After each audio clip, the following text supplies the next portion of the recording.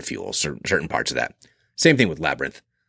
But I ended up buying a wig like David Bowie wore for a couple of Halloween costumes because it's ridiculously spiked, total 80s hair. Very cool. Let's see. Manhunter. So at the time, this was not a huge hit. So this was based on Red Dragon. So this is a Hannibal Lecter series. So William Peterson, best known for CSI, Dennis Farina, and Brian Cox.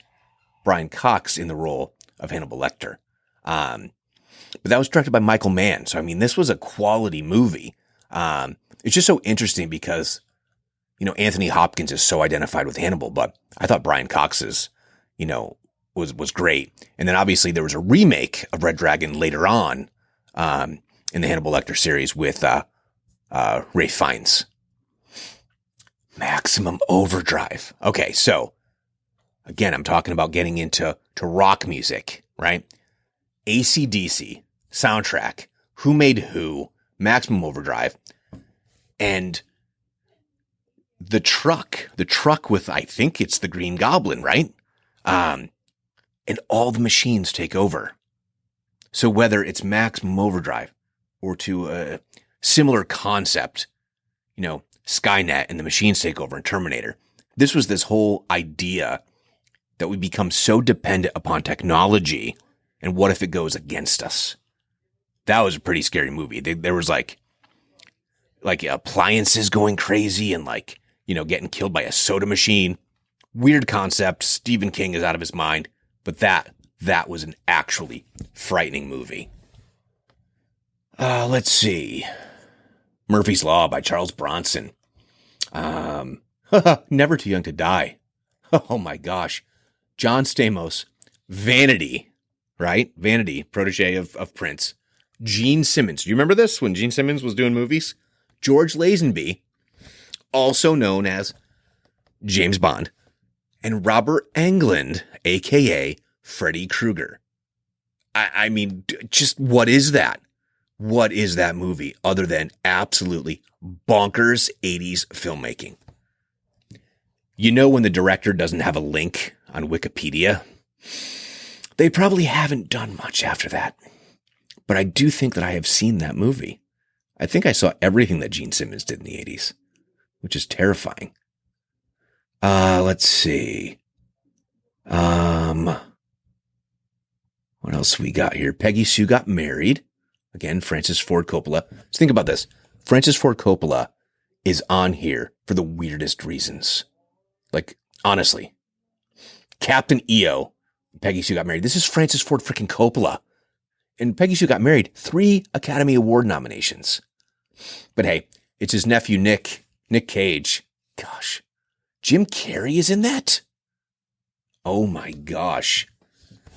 Kathleen Turner, Nicolas Cage, Catherine Hicks, Joan Allen, Jim Carrey, and Helen Hunt. You know, I think I need to watch that. Huh. Wow, what a crazy cast. This is before Jim Carrey became a thing. Huh. I mentioned Platoon, Tom Berenger, Willem Dafoe, Charlie Sheen. Oh, Tom Berenger and Willem Dafoe. That is a crazy movie. But this was like the start of Charlie Sheen. You know, we think of, 2.5 Men, sex addict, drug addict, Charlie Sheen.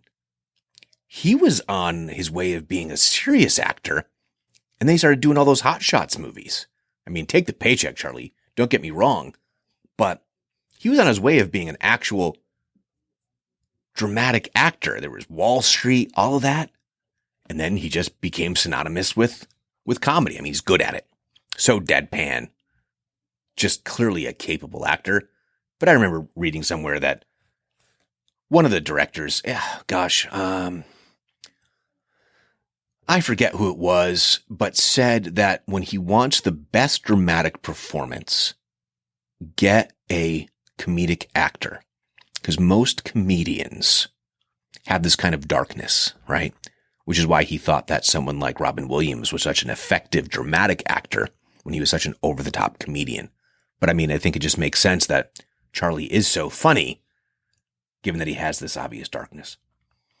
Now, you might want to say that Platoon is like the great piece of cinema on this list, but no. That would be Police Academy 3, Back in Training.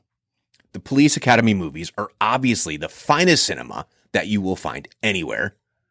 Steve Guttenberg, Bubba Smith, Leslie Esterbrook. Come on. These are classic. Bobcat Goldthwait, the whole team. Classic movies. I think I saw at least through 3, all in the movie theater. I may have seen more. I'm not ashamed. And here we are, John Hughes. John Hughes making a household name out of Molly Ringwald. But not just Molly Ringwald. Andrew McCarthy, John Cryer, Harry Dean Stanton, Annie Potts, James Spader.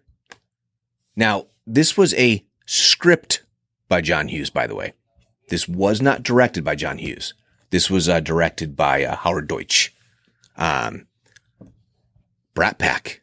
I mean, this was a classic, iconic movie. It is flawed in many ways, but still, it is. It is the 80s. Pretty in Pink is the 80s. I mean, there's really no two ways about it. Psycho 3, I forgot that they went on a run of, Psycho sequels with Anthony Hopkins. Anthony Perkins, who directed Psycho 3, by the way. Rad. Okay, Rad. So, Rad is a BMX movie, right? But it's so interesting because there's only something that I realized the other day. So the cast here is Bill Allen, Lori Loughlin, Talia Shire, Jack Weston, Ray Walston. Lori Loughlin, who, is she in prison right now? Or is she out of prison?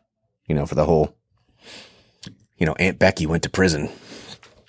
But Talia Shire is a member of the Coppola family. Now, obviously, she's best known for Adrian and, I'm forgetting the name of her character in the Godfather movies. Talia Shire is the mother of Jason Schwartzman. I don't know how I didn't know that, because Jason Schwartzman is in all the Wes Anderson movies, and Rushmore is where he got his big break. He's a Coppola. I don't know how I didn't know this, but he's like cousins with Nick Cage. So I think we need a Nick Cage, Jason Schwartzman movie. Because, Nick Cage will do any movie anyway. The River's Edge, which I think was the first film for Keanu Reeves. She's Gotta Have It. Is that Spike Lee's first? It's either his first or second. What was the first one? Do the Right Thing, right? That was his first one. No. She's Gotta Have It. That was his first movie. That was Spike Lee's first movie. Short Circuit. Another Steve Guttenberg vehicle, but also it's a little bit Brat Pack because Ali Sheedy is in that. So Johnny Five is alive. Soul Man. Okay. Soul Man could not possibly be made and probably shouldn't have even been made in 1986. See Thomas Howell in blackface. Not only that, James Earl Jones is in this movie. Ray Don Chong is in this movie. This is an absolutely crazy snapshot of what cinema was like, what society was like, what culture was like. So if you want the perfect example of non-politically correct 80s filmmaking, go see Soul Man. Or don't, because it's not even any good. It should have been way, way better for that. Now talk about a cast of future stars. Well, I guess, I guess they're all future stars. Some were on their way or already were. Stand By Me, another Stephen King joint. Will Wheaton, the late River Phoenix, Corey Feldman, Jerry O'Connell, and Kiefer Sutherland, directed by Rob Reiner.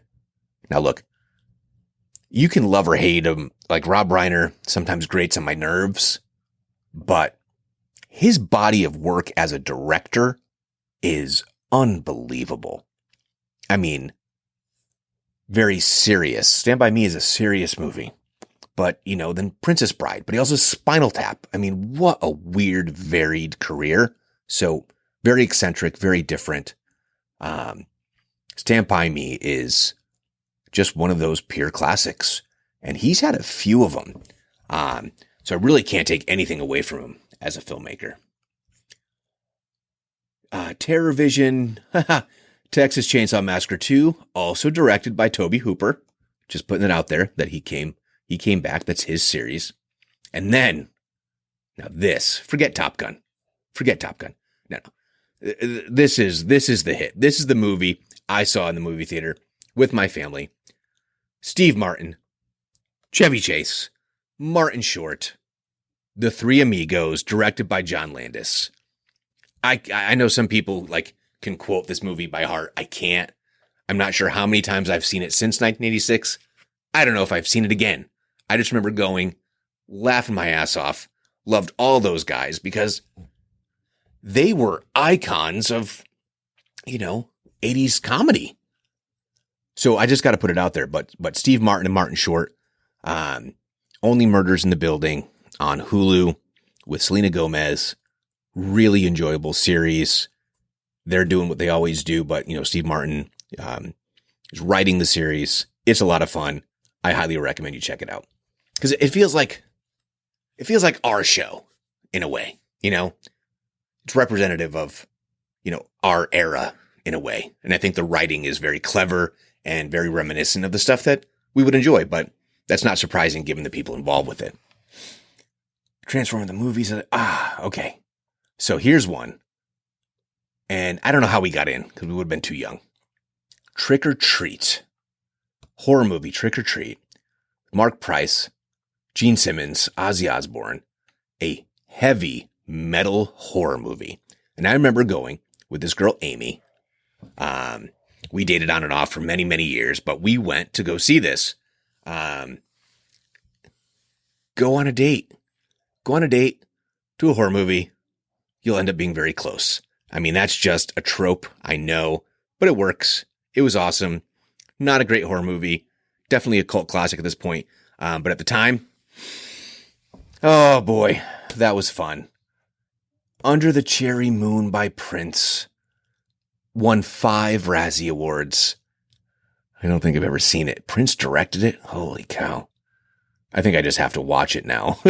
Just for, I don't know, glutton for punishment. Another movie I saw in the movie theater with my parents, or my mom, and maybe my stepdad. I forget the time period, but Wildcats with Goldie Hawn, because I think I went and saw everything that Goldie Hawn did then. A football movie, female coach, inner city school. I just remember attempting to ram my head into a locker because they did that in the movie. Kids are stupid. So freaking stupid. Why would you do that? Just so you know, spoiler alert, it hurts. And you might knock yourself out. Thankfully, I didn't. And then finally, because I just have to mention it. So, I had a sleepover with one of my buddies. And one of the things that you do is you watch horror movies. And my stepdad goes, "Oh, you're going to watch a horror movie? You should watch Witchboard." So, I'm into 80s rock and roll, right? So she hadn't become maybe we watched it. Yeah, because it would have been on video, right? So maybe we saw it in 1987. So Tawny Katane is in Witchboard. She is obviously best known for the Whitesnake videos and being the ex of David Coverdale. She's in this movie Witchboard. And my buddy, he was, and still is, punk rocker, metal kid. I thought he'd be all down with the horror movies. Anyway, we watch Witchboard. It's all about a Ouija board, obviously. And, you stay up late, but then eventually you got to go to sleep, right? This kid cannot fall asleep.